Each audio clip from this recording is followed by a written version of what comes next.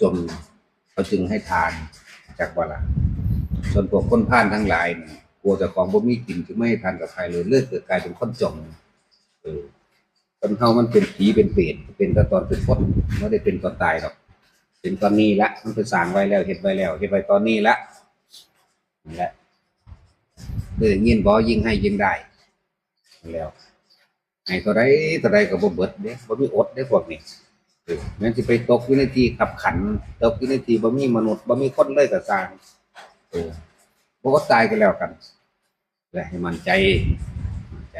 ในตัวเองมั่นใจในธรรมคือสัจจะความจริงของตนเองว่าในสิ่งที่ตัวเองจะทำมา